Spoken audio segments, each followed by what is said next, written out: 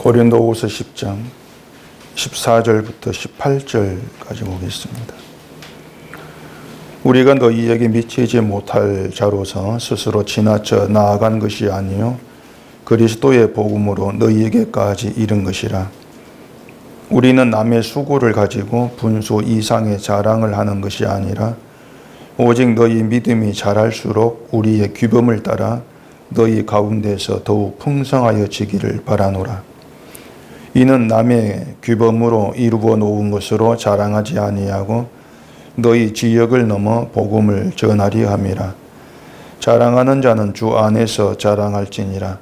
옳다 인정함을 받는 자는 자기를 칭찬하는 자가 아니요 오직 주께서 칭찬하시는 자니라.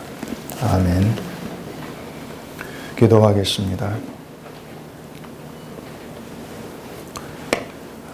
저희가 하나님의 말씀 안에서 산다는 것이 어떠한 것인가를 우리의 생각이 아니라 오늘 이 말씀에서 찾아 알게 하시옵시고 우리의 모든 삶들이 하나님을 경험해 가면서 하나님이 우리를 어떠한 길로 인도해 가시고 우리에게 무엇을 남겨놓고자 하시는가를 밝히 알아가는 이 시간 되도록 해주시옵소서.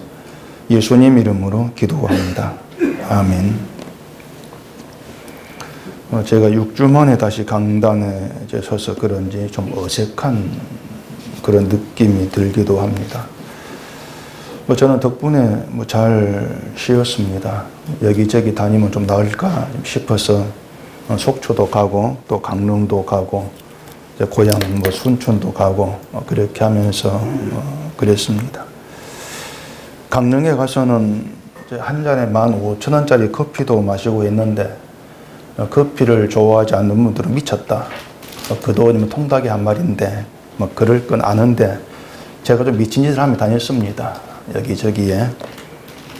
문제는 그 15,000원짜리 커피 맛이 기억이 안 난다는 겁니다. 무슨 맛이었는지.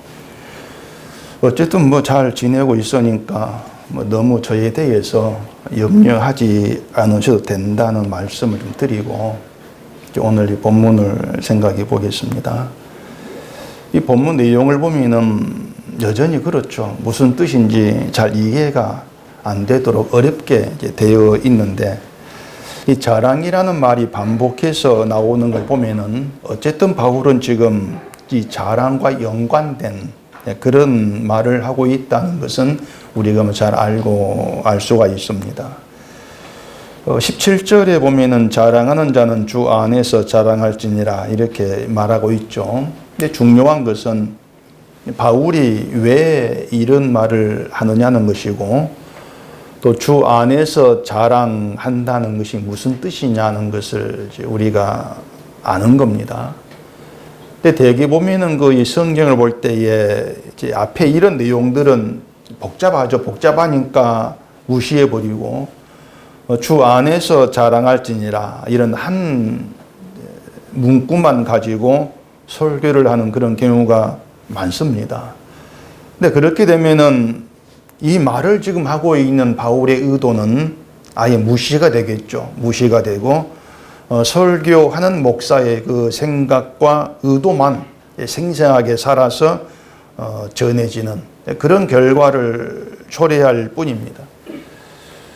거의 모든 목사들이 성경을 이제 그런 방식으로 보죠. 그렇게 보고 해석하고 설교에 왔으니까 세상스럽다 이렇게 얘기할 것도 없겠지만은 제가 좀 그런 부분에서 의심스러운 게 뭔가 하면은 도대체 그렇게 성경을 앞뒤를 다 잘라버리고 자기 마음대로 해석을 하는데도 그런 부분에 대해서 이상하게 생각을 하고 의심을 가지는 교인들을 찾아보기가 힘든 그런 시대가 되었다는 겁니다.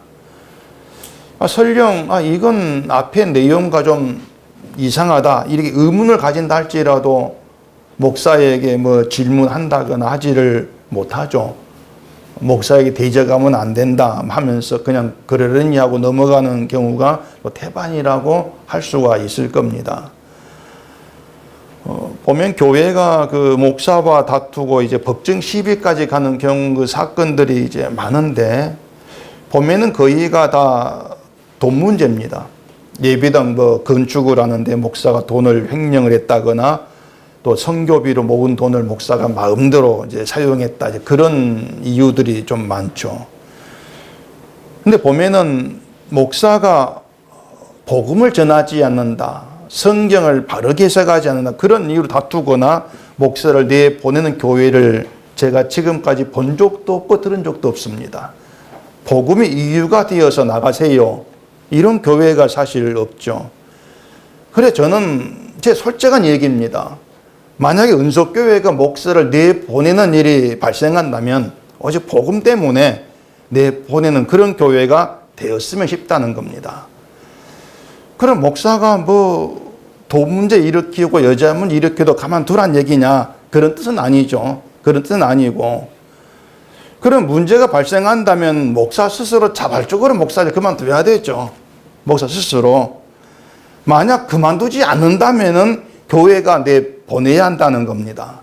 그럼 내보낼 때 당신은 이 돈 문제를 일으켰는데 스스로 안 나가니까 나가주세요. 왜 바람 피웁니까? 나가주세요. 이런 구실을 댄다면은 그건 교회도 복음을 모른다는 뜻이 돼요.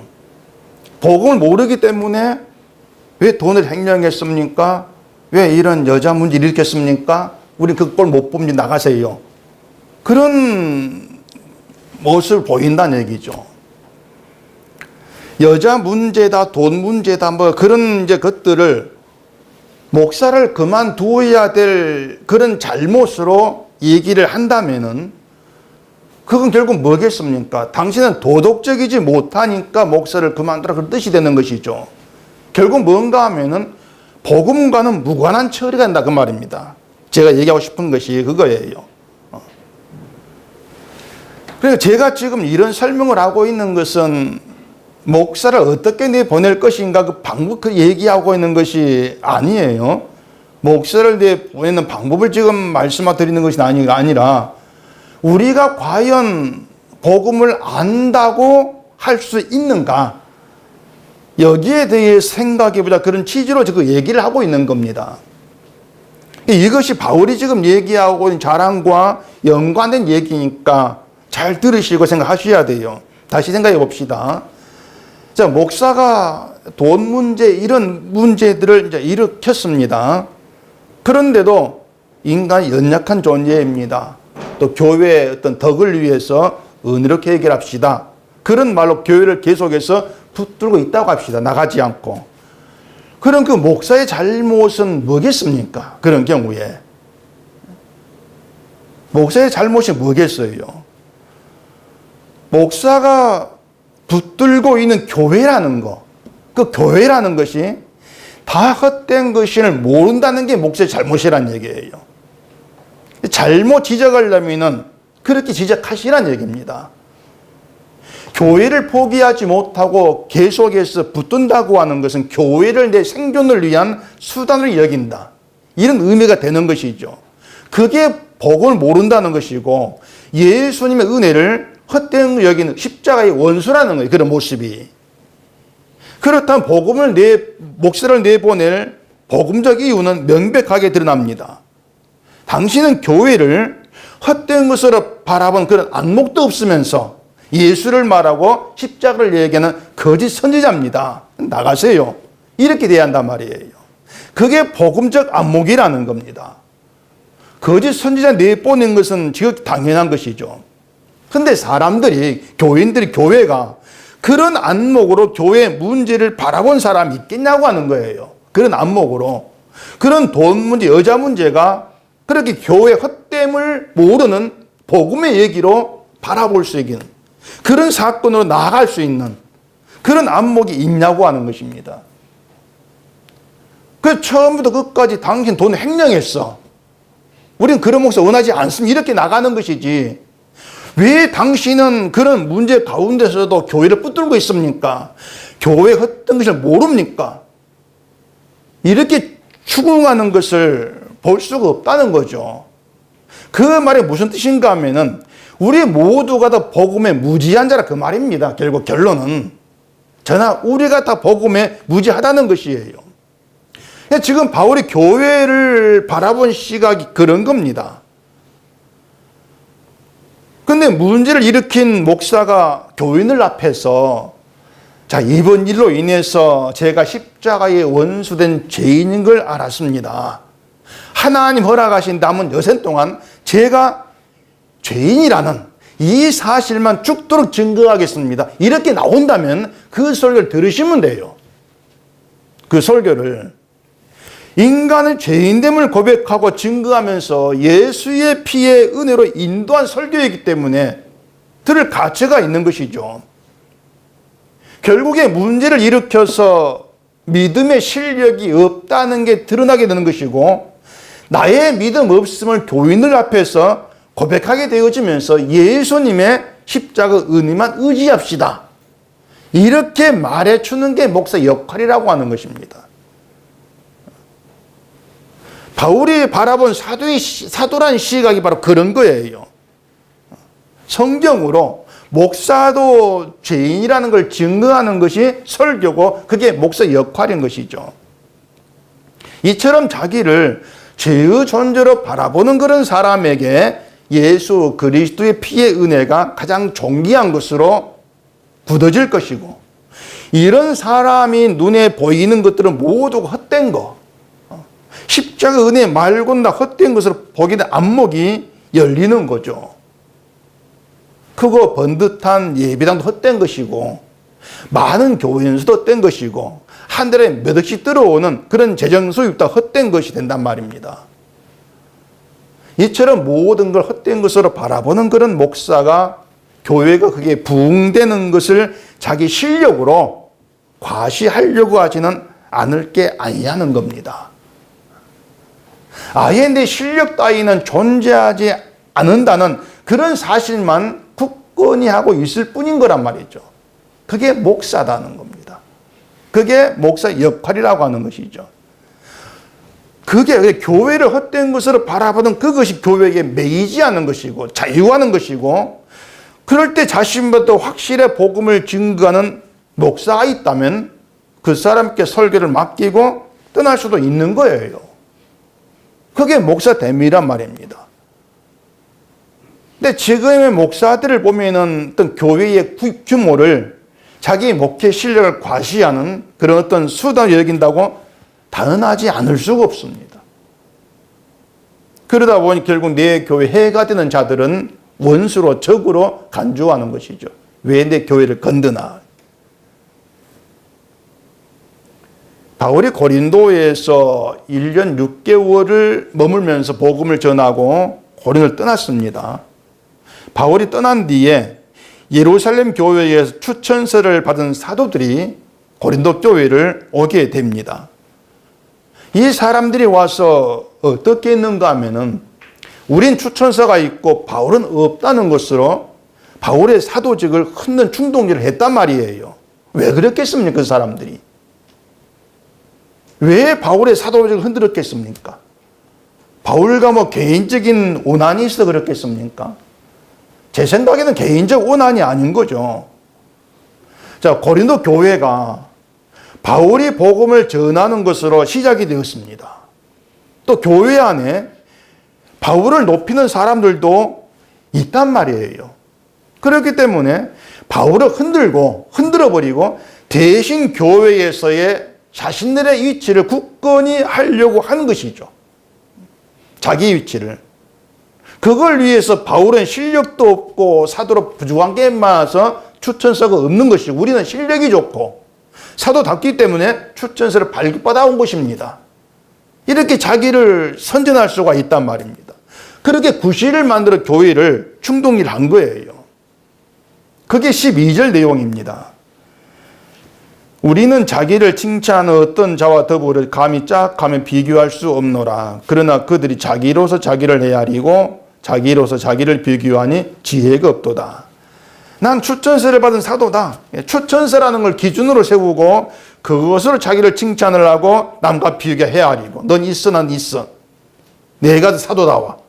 그런 식으로 자기가 자기를 인정해버리는 그런 모습 보였던 것이죠. 바울은 난 그들과 감히 더불어 짝하고 비교할 수가 없다 이렇게 얘기하는데 그게 뭐냐면 그들이 세운 기준에 나를 맞추지 않겠다는 겁니다. 그 추천서라는 그 기준에 나를 맞추지 않겠다. 뭐 말을 잘한다 그런 기준에 나를 맞추지 않겠다고 하는 거예요. 왜냐하면 사도라고 하는 것은 그런 외적인 것으로 사도의 자기 증명이 아니기 때문에 바울은 맞출 이유가 없다고 하는 것이죠. 바울의 기준은 사나 죽으나 십자가입니다. 그 십자가란 기준 앞에 자기를 세우게 되어지면은 자신을 자랑을 하고 내세울 만한 인간적인 것은 아무것도 존재할 수 없게 되는 거예요. 그게 십자가예요. 자연히 자랑할 것도 없게 된단 말입니다. 그게 13절에 얘기한 대로 분수 이상의 자랑을 하지 않겠다 그 뜻이에요. 십자가가 기준되었을 때 인간의 분수라고 한 자랑할 게 없는 거. 그렇게 되어진다는 얘기입니다. 그게 바울의 시각이거든요. 그냥 우리가 신자됨이라는 거, 목사됨이라는 바울처럼 어떤 십자가를 기준해가지고 보게 되어진다면은 내가 목사로, 내가 신자로 과시하고 나타낼 게 뭐가 있는가? 추천서라는 거, 이건 종이자 아무것도 아니야. 이렇게 나와진다는 얘기죠. 근데 그런 기준이 무너지고 없다는 얘기입니다. 또 14절 보십시다. 우리가 너희에게 미치지 못할 자로서 스스로 지나쳐 나아간 것이 아니요 그리스도의 복음으로 너희에게까지 이른 것이라. 이게 무슨 말인가 하면은 지금 바울이 고린도 교회에 편지를 쓰고 찾아가고 이제 이렇게 하고 있는데 그게 뭐냐면 바울에게 어떤 실력과 또 자격이 있어서 막 찾아가고 편지를 써가 지적하고 이게 아니고 복음 때문이라는 겁니다. 내가 뭐 잘났어. 어떤 자격이 있어서 너희에게 이런 편지 쓰는 게 아니야. 복음 때문이야. 그 얘기예요. 복음 안에서는 우리 모두가 다 엉터리고 무지하고 악하고 잘났다고 할 것이 아무것도 없는 그런 인간은 지나지 아니한다는 겁니다. 근데 아예 복음에 관심을 두지 않고 있기 때문에 교인과 교인의 관계에서 서로의 믿음을 비교하는 그런 게 사라지지 않는 것이고 특히나 목사와 교인은 그렇죠. 믿음에서 엄청난 차이가 있는 것처럼 그런 관계를 부각시켜버리는 거예요.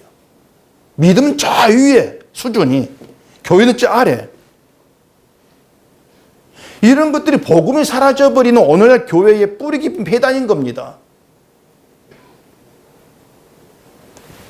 교회라고 하는 그렇습니다. 교회라고 하는 것은 복음에 이끌려서 복음에 의해서 복음 때문에 만나고 복음 때문에 함께한 관계입니다. 그 교회입니다. 이유는 오직 복음에 있는 거예요. 몇 달 전에 제가 전화를 한 통 받았는데 대구에 있는 교회 목사랍니다. 무슨 동이라고 들었는데 제가 기억이 안 납니다. 그 전화 용건이 뭐냐면은 자기 교회에 매 주일이면 은속계 주보가 몇 부씩 꽂혀 있다는 건데 그러지 말라는 거예요.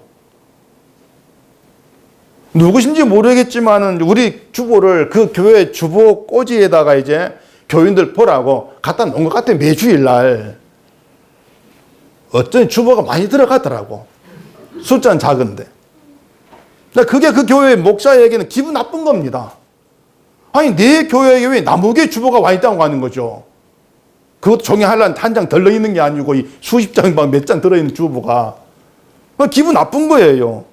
마치 자기 여급장에 침범당 같은 그런 기분이, 느낌이 들었을 겁니다.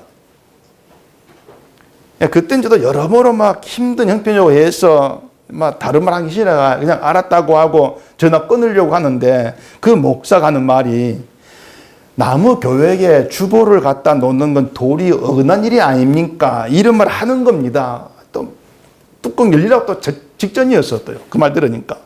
그래서 전화 끊지 못하고 목사님 어떤 도리를 말씀하는데요? 했거든요. 나무 교회에 이르면 안 되는 것 아니냐는 거예요. 이게 도리라고 하는 게 내 교회 내가 지키고 나무에 침범하지 말자 뭐 이런 도리냐 그걸 얘기한 것 같아요. 거기에 주보를 가져다 놓은 분이 그 주보를 이용해서 그 교회 교인을 빼가지고 은속교 데려오겠다, 이런 작정이었다면 잘못된 것이겠죠. 그런데 단지 복음을 나누고자 하는 의도였다면 그걸 두고 도리에 어긋난다고 할 수 없는 거예요. 안 그렇습니까? 그 교회든 은속교회든 교회는 복음에 의해서 복음 때문에 존재하기 때문에 그런단 말입니다. 복음이 이유거든요. 그럼 복음을 나눕시다. 사랑이죠. 그것은 기분 나쁜 사랑이겠지만은, 그렇다면 복음으로는 그 교회의 은속교회 주부가 있으면 안 될 이유가 없다는 얘기입니다. 도리에 어긋난 일이라고 해서 제가 그 목사에 이렇게 제안을 했습니다. 그러면은 목사님 교회 주보를 매주 저에게 보내주십시오. 우리 교회에 비치하겠습니다. 그걸 쌤쌤이라는 이거죠. 그랬더니 그럴 생각 없습니다. 그러면서 아무튼 앞으로 교회 주보 두는 일이 없도록 해달라고 전화를 끊어버립니다. 도대체 교회가 뭡니까? 교회가. 신자라고 하는 건, 자, 우리 얘기입니다. 우리가 신자 자처하고 있으니, 신자라고 하는 것은 예수 그리스도의 십자가로 말미암아 증거된 하나님의 사랑과 긍휼과 자비를 나타내고 증거하라고, 오직 그 일 때문에 하나님께서 특별히 불러낸 사람이에요. 그것도 창세전 예정에서 불러내어서 그 일을 하도록 하나님께서 이용하고 있는 하나님의 종이고 하나님의 사람이란 말입니다. 특별히 어떤 자격이 있다거나 뭐 다른 사람 비해 가지고 성품의 자질이 더 낫고 좋기 때문에 내가 불러내겠다, 이건 없다는 거 아실 거란 말입니다. 여러분들은 그건 아시지 않습니까? 그렇게 불러냄을 받은 신자가 모인 교회인데 왜 교회에서 그 인간 성격 성품을 두고 누가 더 사람이 좋으니 나쁜, 저 사람 성격이 안 좋아, 왜 이런 말들이 나오고 그런 비교를 하고 있냔 말입니다. 우리가 얘기하는 거 아닙니다. 그런 게 왜 나오는 거예요? 아니 도대체 교회에서 저 사람은 기도를 얼만큼 하고 왜 그런 비교가 왜 나오는 겁니까? 그러면서도 복음은 안다 그래요. 근데 분명히 되게 단호하게 얘기해, 복음 모르는 겁니다. 아는 게 아니에요. 근데 우리는 그런 모습이 나오지 않습니까? 결국 결론은 이겁니다.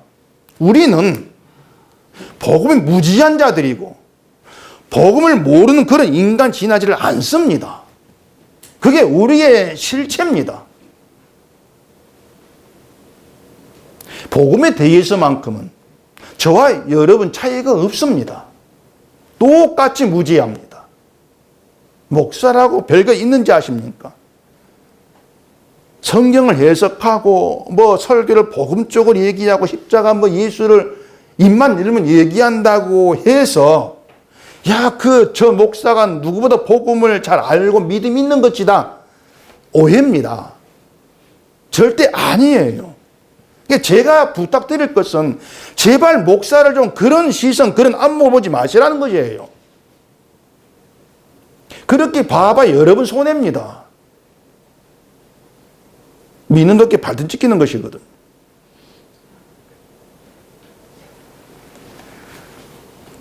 여러분이 목사를 저 사람 복음을 얘기하고 성경을 참 복음의 시각 잘 해석을 하니까 믿음이 좋을 것이라 그런 안목으로 바라본다면은 결국 그 안목을 가지고 또 서로를 바라볼 거란 얘기예요. 저는 그걸 염려하는 겁니다.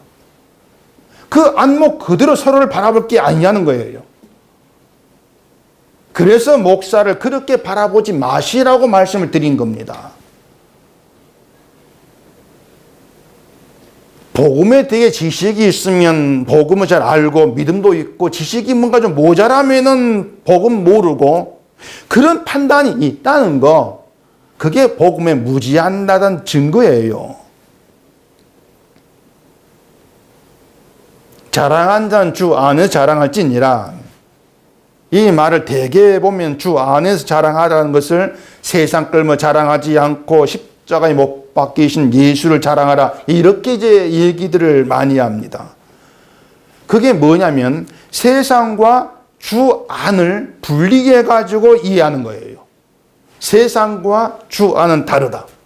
이게 세상, 다시 말해서 우리가 살아가는 일상과 바울이 말하는 주 안의 세계는 서로 다르다. 이렇게 나누어 생각을 하고 주 안에서 살아간 생활을 따로 또 만들어내는 것입니다. 이건 주 안에 사는 거, 이건 세상 살아가는 거. 따로 만들어내는 거예요. 가령 이 뭔가 하면은 새벽 기도 가고 또 특별히 시간에 전도하고 봉사하고 이런 건 주 안에 사는 것이고, 왜냐하면 그런 것 주를 위해 일한 것이니까 주 안에 사는 것이고, 그 외에 뭐 돈 벌기 위해서 일하고 학교 가고 취미 생활하고 이런 것들은 그런 일상은 세상을 사는 거. 이렇게 나눠버린다는 얘기입니다. 그런데 새벽 기도 가는 것이나 돈 버는 것이나 공부하는 것이나 모든 것들은 하나님의 허락하시면 주어진 일상들입니다. 똑같은 일상이에요. 하나님 허락으로. 모두가 똑같은 의미의 일상인 것이지 뭐 내가 새벽 기도 한다고 해서 특별하다 이리 생각할 문제가 아니란 것이에요. 그래서 주와는 일상과 다른 특별한 다른 생활을 얘기하고 있는 것이 아니고 우리가 생각하는 일상이 주 안에서 사는 게 돼야 한다 그 말이에요. 일상 자체가. 가장 간단하게 얘기해서 주 안에서, 이 말이 의미하는 것은 인간은 무능한 존재라는 겁니다. 그게 주 안의 세계예요. 인간은 무능한 존재다. 예수님이 십자가에 다 이루시고 완성한 의의 세계가 주 안이기 때문에 그 주 안이 의미하는 것은 인간은 무능하다. 인간에게 어떤 공로라고는 있을 수가 없는 것이고 다만 예수님이 다 이루신 혜택을 잊고 살아갈 뿐이다. 이게 주 안입니다. 그래서 우리가 얘기하는 그 일상이 주 안에서 사는 게 되려면은 오늘을 살고 물 한 모금 먹게 되는 것까지도 예수님의 은혜로 인한 혜택을 잊고 살아가는 것이야. 그걸 믿는 게 주 안에 사는 것이에요. 그 물 한 모금까지도 은혜의 혜택이다. 그렇게 보게 되어지는 겁니다. 결국 뭡니까? 우리가 일하고 돈을 벌고 공부하는 이 모든 게 내 실력이 아니고 은혜다. 은혜로 허락되어진 순간순간들이야. 이렇게 얘기하면 아니 그러면 누군 돈을 많이 벌고 누군 적게 벌고 이건 은혜가 다르기 때문입니까? 또 이렇게 생각할 수 있을 겁니다. 하나님의 은혜를 돈을 주는 것으로 생각하면은 그런 의미 들 수도 있어요. 그런데 은혜는 돈을 주는 것이 아니고 하나님이 주신 것으로 많고 적고 따지는 게 아니에요. 주신 것으로 감사하며 살게 하는 게 은혜입니다. 적든 많든 그건 하나님은 그렇게 네가 적게 줄게 많이 줄게 아니에요. 너의 필요한 대로. 단지 우리가 이걸 많고 적고 따질 뿐이지 하나님 많고 적음이 없는 거예요. 주어진 대로 감사하며 살게 하는 게 은혜죠. 오늘 주보 그림처럼 꼬일 대로 보이는 우리 일상이 그냥 그대로 살아가는 거. 그렇게 살게 되어지고 살게 하시는 거. 이게 은혜라는 얘기입니다. 그 말은 내 실력으로 내 재주로 사는 인생이 아님을 아는 겁니다. 이게 주 안입니다. 우리가 정말 실감해야 될 것은 지금까지 단 한순간도 내 실력이나 내 재주나 내 힘으로 살아온 적이 없다는 겁니다. 숨 쉬는 것까지도 밥 먹는 것까지도 우리 마음대로 하지를 못합니다. 제가 제 아내를 돌보면서 실감하고 또 실감한 게 바로 그것이었습니다. 뭐 하나 내 뜻대로 되는 것이 없다라는 겁니다. 그동안 제가 설교에 오면서 이런 말을 하나님의 은혜로 살고 숨 쉬고 밥 먹는 것까지도 은혜고 수없이 많이 해왔지 않습니까? 근데 그때는 단지 그냥 머리로 아는 수준으로 하는 말이었다면 제가 지금 드리는 이 얘기는 하나님이 제 아내를 돌보게 하면서 알게 하고 배우게 하고 실감하게 하고 깨닫게 한 내용들. 제가 정말 절감을 했습니다. 물 한 모금도 밥 한 숟갈도 이건 은혜고 마음대로 못 삼키는 거. 매일같이 절감을 했죠. 우리가 천국을 믿지 않습니까? 모든 일은 하나님이 하신 일이다. 이것도 알고 있지 않습니까? 세상을 떠나는 것은 하나님 나라에서 편히 안식하게 하시는 하나의 은총이다. 알고 있는 내용이거든요, 우리가. 뭔지 알고 있잖아요. 그래 저는 이런 또 생각을 했죠. 하나님이 언제든 또 제 아내를 부르시면은 병으로 인한 모든 수고와 고생을 끝내고 천국에서 편히 쉬는 것이니까 그걸 뻔히 믿으니까 난 그걸로 기뻐하고 위로받으면 되리라. 그렇게 생각했습니다. 그게 믿음 아니겠습니까? 근데 아니에요. 천국에서 편히 쉰다. 아는데, 알겠는데, 편히 쉬고 있다는 그것보다도 지금 내 곁에 없다는 사실 때문에 힘든 거, 어떻게 해볼 도리가 없는 거예요. 아니, 믿는데 왜 힘들지? 천국 갔어. 위로받아 기뻐하자. 또 생각해도 기쁨이 없는 건 도대체. 기뻐하지를 못하겠는 거예요. 그런 시간들을 보내면서 제가 절감하게 된 것 하나가 뭔가 하면은, 와, 내가 정말 믿음 없는 존재구나. 그동안 얘기했던 모든 것들이 정말 내가 믿음이 있어 얘기한 게 아니고, 이건 그냥 아는 건 얘기한 것이고. 그런 시간을 보내고 나니까, 왜 기쁨이 없지?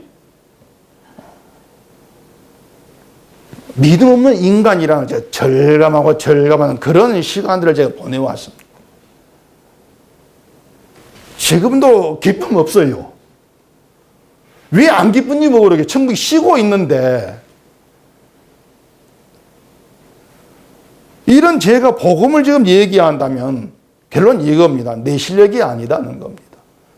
붙들려 끌려와가지고 그저 말할 수밖에 없는 그 내용을 지금 제가 부득불 얘기하고 있는 것이지 믿음이 좋아가지고 뭐 이런 복음 얘기하고 그게 아니다. 정말 아니에요.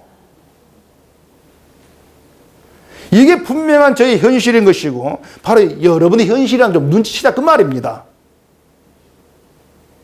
그래서 다시 말하지만 목사를 뭐 믿음의 실력 있는 자로 보지를 마세요. 그냥 목사 저거 믿음 형편없는 인간 그렇게 보시면 됩니다.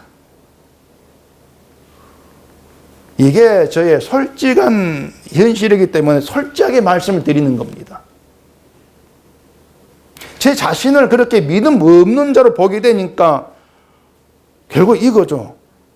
나란 존재도 예수님의 은혜 없이는 지옥할 자밖에 되지 않더라는 거. 뭐 수십 년 목사를 했고 복음을 전했고 뭐 했고 이것도 다 헛된 것이란 말이야. 내 공로가 아닌 헛된 것들. 그걸 어떻게 내 꺼내가지고 이거 이렇게 해서 천국 보내달라 말을 못 하겠는 거예요. 결국은 십자가 이루신 예수님의 은혜다. 이게 우리들 현실인데 이런 우리가 주님 앞에서 무슨 말을 할 수 있겠습니까? 예수를 믿는다, 복음을 한다. 우리가 하나님께서 챙겨주시는 하루하루를 어떻게 살아가는가 여러분이 자기를 보게 되어지면 부끄러워서요. 부끄러워서 복음을 안다 이런 말을 정말 하지 못하게 됩니다. 그런 인간이 뭔가 좀 기도하고 뭔가 했다고 해서 믿음이 있습니다. 그걸 꺼내놓고 자랑을 하고 그럴 수가 없는 거죠. 근데 그게 교회다라는 얘기입니다. 그렇게 되어지는 게. 우리는 복음에 의해서 살고 복음 때문에 지금 함께하고 있는 겁니다. 복음 때문에 딱 그거 하나입니다. 이게 주 안에 사는 겁니다. 주 안에서 만나는 것이고. 그래서 주 안에서 만나서 서로 내어놓고 서로 자랑할 것은 우리 무능이에요. 난 무능합니다. 난 아무 실력이 없습니다. 그게 우리가 자랑할 거예요. 난 무능에 외치라는 게 아닙니다. 내 힘, 내 실력이 아니라 하나님의 은혜고 하나님 능력이 이걸 잊지 않는다는 것이에요. 그게 주 안의 자랑이에요. 그런 점에서 신자가 하나님을 경험하는 삶을 산다는 것은 무슨 신비스러운 기적을 체험하고 그게 하나님을 경험하는 것이 아닌 겁니다.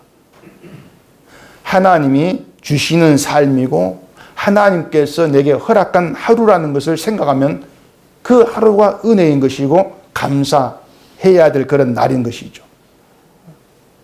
그건 알겠는데 주어진 현실들은 도무지 나로 하여금 감사할 수 없게 만들어냅니다. 왜 그럴까요? 하나님의 일하심이 좀 감사가 저절로 나올 수 있는 그런 재밌는 일상을 주시면 좋겠는데 왜 감사할 수 없는 그런 일상들로 자꾸 우리를 끌어가실까 하는 것입니다. 만약에 일상이 우리로 하여금 날마다 나를 막 행복하게 만들어주고 기분 좋게 해주고 막 감사할 걸로 채워지는, 한마디로 말해서 모든 일이 행통해버리는 그런 날들로만 하나님이 우리를 이끌어 가신다면 우리는 딱 한 가지를 실감하지 못하게 됩니다. 그게 뭐겠습니까? 내가 믿음에 무능한 자, 내가 형편없는 존재, 실력 없는 존재, 이걸 실감 못합니다. 할 수가 없는 것이죠.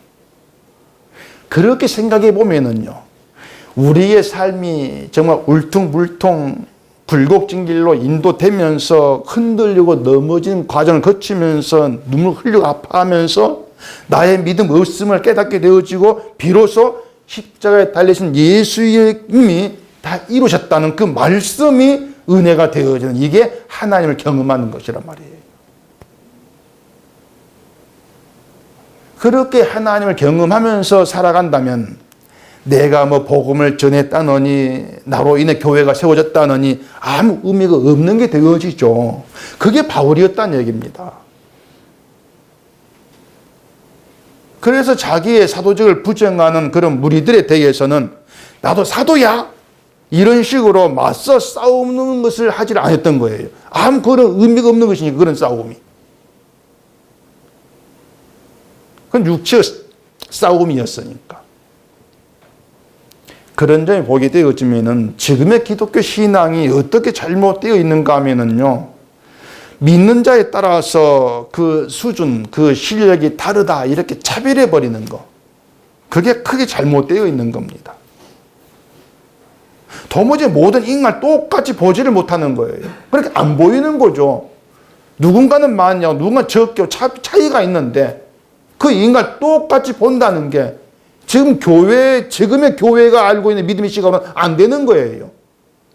근데 바울의 시각은 돼요. 왜냐하면 십자가니까. 그 십자가 안에서 인간의 어떤 공로, 뭘 했다는 것 정말 지푸라기보다도 못한 쓰레기 같은 그런 것들이었으니까, 배설 같은 것들이었으니까 그걸 내세울 수 없게 되어지는 게 바울이었던 것이죠. 그런 바울의 시각, 그 시각으로 우리를 이끌어가는 게 성경 오늘 본문의 내용이란 말입니다.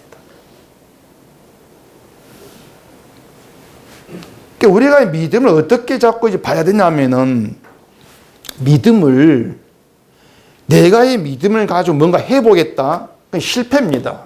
그건 사탄이 이끄는 그런 길로 가는 유혹에 지나지 않습니다. 믿음은 하나님이 나를 부르심으로 가능하게 된 것으로 인식하는 것이 아니라 내가 하나님 나를 부르심으로 가능하게 되어진 것, 그렇게 인식되어져야 되는 것이 믿음이란 얘기예요. 그러니까 내가 믿는 것으로 인식하지 말란 얘기입니다.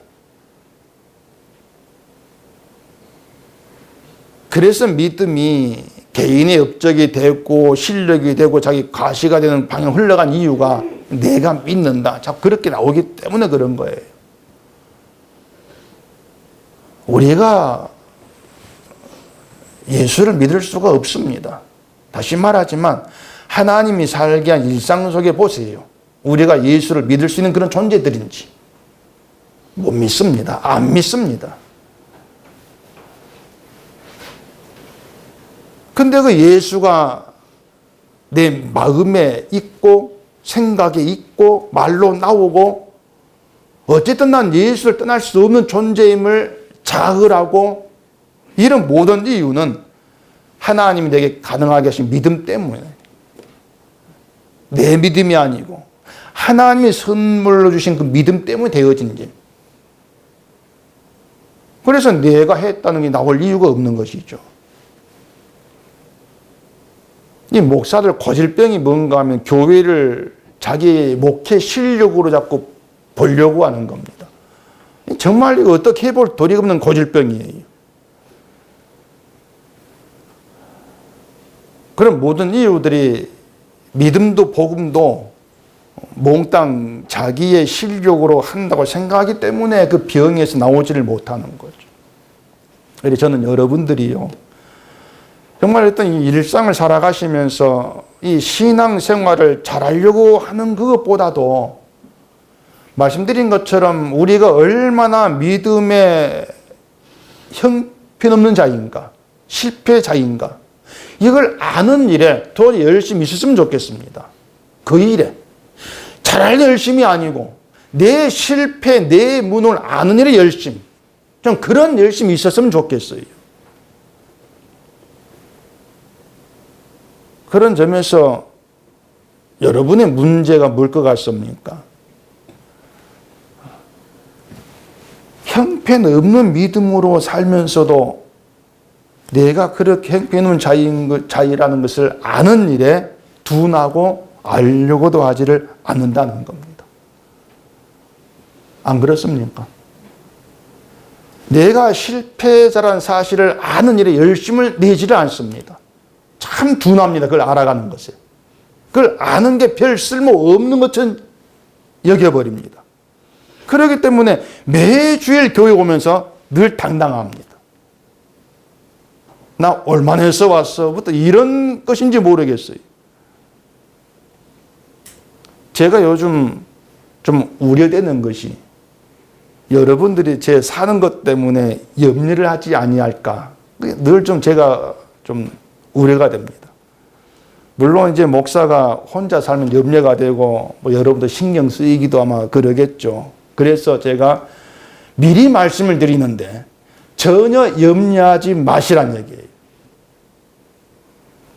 목사님 밥은 잘 해먹고 삽니까? 그런 말 제발 하지 마세요. 저 밥 잘 해먹고 삽니다. 밥 기가 막히게 합니다. 반찬도 잘 해먹고요. 뭐 안 되면 제 엄마 계시니까 엄마 찬스 쓸 거고요. 동생들이 있으면 동생 찬스 쓸 거고 그러면 되는 거예요. 제가 어떻게 사는가 그거 염려하지 마시고 여러분이 어떻게 살고 있는가 좀 그걸로 고민하시게 봐. 그 시간에 고민하시면서 여러분 자신이 믿음이 있어서 정말 형편없는 자라는 사실을 깨달으시고 그래서 오늘 하루도 하나님의 은혜와 도우심이 아니면 예수 안에서 살 수 없는 자가 나다. 좀 이 사실을 알아가는 거. 그게 여러분께 있어야 한다는 겁니다.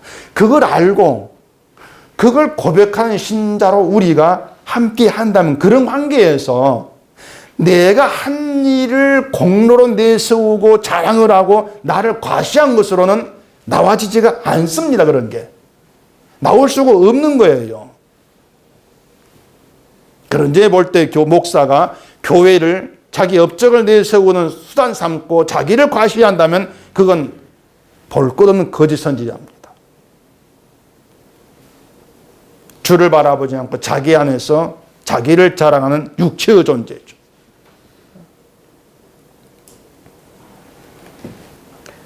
15절에 보면 바울이 이런 말을 합니다.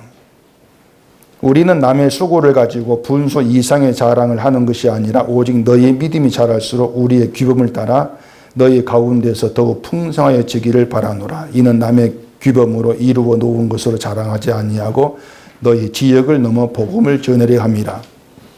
바울이 왜 이런 말을 하는지 이유를 좀 정확히는 모르겠는데 이렇게 가정을 해봅시다. 말씀드린 것처럼 바울이 18개월 고린도에서 복음을 전하고 떠났습니다. 그리고 추천서를 가진 무리들이 고린도에 왔습니다. 바울이 없는 교회에서 그들도 나름대로 교회를 위해서 뭔가 열심을 내지 아니했을까 이런 생각을 해볼 수가 있는 거예요.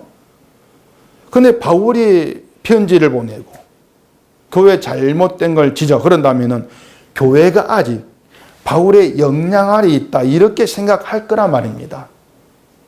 그래서 추천서를 들먹이면서 바울의 사도직을 부정하는 그런 말을 하는 것으로 짐작해 볼 수가 있는 거죠.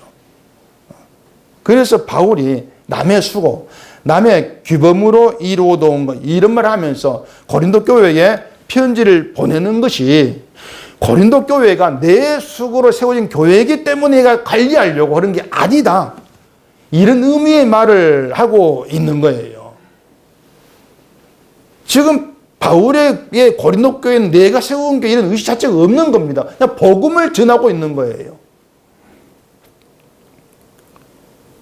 그게 바울의 관심이거든요. 교회가 아니라 복음이. 교회가 복음으로 풍성해지고 복음이 전해지는 것에만 모든 마음을 두고 있는 거란 말입니다. 그래서 사도로 부름받은 자기 역할도 교회를 크게 만드는 것이 아니라 복음을 전해서 하나님의 은혜와 자비를 나타내는 그것임을 분명히 하고 있었던 것이죠. 복음에만 관심 두자. 당연한 말이지만 우리 관심은 언제나 나를 나타내고 세우는 그런 쪽으로 향할 수밖에 없는 겁니다. 이게 우리 제 본성이니까. 우리가 날마다 그런 제 본성을 가지고 살아가는데 왜 그걸 보지를 못하느냐고 하는 것이죠. 남의 수고를 샘내고 지적질하기나 바쁘고 그게 우리가 하고 있는 일이지 않습니까? 그러니까 죄의 본성대로 살고 있는 자기를 보지를 못하니까 늘 자신을 괜찮으신 착각을 하는 거예요. 뭔가 한다는 것 때문에. 그런 우리를 하나님이 도우시고 은혜를 베푸신답시고 형통의 길로 데려가신다면은 그런 길에서 우리가 인간 되겠냐고 하는 겁니다. 형통 속에서 될 수가 없는 겁니다. 그 형통 속에서 주 안에서 주를 바라보고 자기 무능을 고백하는 그런 신자의 자리에 나와질 수가 있겠냐고 하는 거죠. 안 되죠, 그렇게는. 그래서 하나님은 우리의 무능과 불의가 낱낱이 나와질 수밖에 없는 그런 길로 우리를 데려가신다. 그 길이 흔들리고 아프다 해도 그 길에서 깨닫게 되어지는 것은 난 무능합니다. 실패자입니다. 고백. 그러한 고백도 내가 하는 것이 아니라 하나님이 일하시면 되어지는 은혜란 사실. 거기에 주목하게 되어지면은 이게 하나님의 도우심이고 함께 하심이고 일하심이구나. 그걸 아는 겁니다. 그게 하나님을 경험하는 것이고 주 안에서 하나님 일하심을 자랑하는 것이라는 얘기죠. 어제도 오늘도 내일도 하나님의 인도하심으로 함께 하심으로 도우심을 살아가는 우리의 삶입니다. 그 삶의 길에서 어떤 일은 불평이 나올 수가 있고 어떤 일은 힘들고 하나님 왜 이렇게 합니까? 원망이 나올 수도 있죠. 원망하시고 불평하시고 마음껏 소리 지르시고 그렇게 가시면서 우리의 믿음 없음, 무능 그걸 선명히 발견하시면 되는 겁니다. 그걸 발견하시면서 정말 하나님께서 나를 불러서 예수 안에 놓지를 아니하면은 믿음의 그 길은 한 발자국도 갈 수 없는 나구나. 그런 점에서 오늘 내가 예수를 얘기한다면 이게 진짜 은혜구나. 이게 정말 하나님이 나에게 준 선물이고 보화구나. 그 선물로 그 보화로 감사할 때, 기뻐할 때 그게 주 안의 자랑이에요. 이런 자랑이 여러분 삶에서 늘 나타나기를 바랍니다. 기도하겠습니다. 우리 아버지 하나님, 무엇보다 하나님께서 살게 한 우리의 삶에 눈을 뜨게 해주시옵소서. 우리가 얼마나 무능하고 실패자인가를 늘 내 육체를 따라서 죄의 본성대로 살아간 우리의 삶에서 낱낱이 보게 하시옵시고, 그런 우리가 예수를 믿는 그 믿음의 길에 있다면 그것이 하나님의 놀라운 은혜임을 고백하고 자랑하는 저희에게 되게 하시옵소서. 예수님 이름으로 기도합니다. 아멘.